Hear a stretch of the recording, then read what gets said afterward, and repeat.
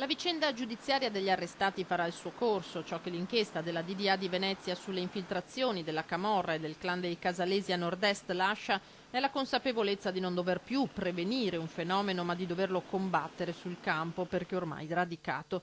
Lo dice, forte della sua esperienza, la direzione distrettuale antimafia, il procuratore della Repubblica di Treviso, Michele Dalla Costa. Noi abbiamo anche la possibilità, attraverso l'esame delle procedure concorsuali, le situazioni diciamo fallimentari di determinate aziende, di scoprire possibili buchi neri o possibili tane di malaffare.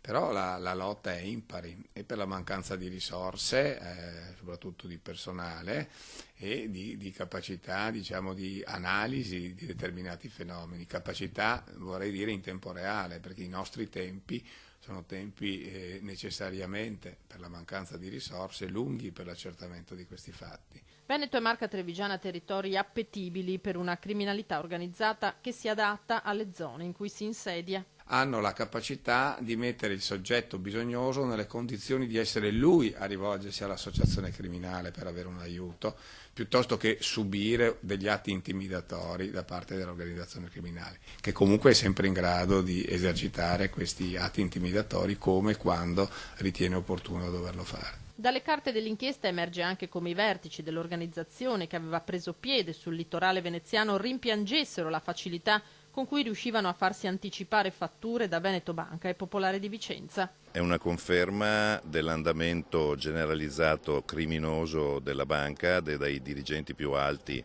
fino all'ultimo degli impiegati, che non potevano non capire e non conoscere quali erano i profili dei soggetti che andavano a chiedere di scontare o di avere affidamenti bancari.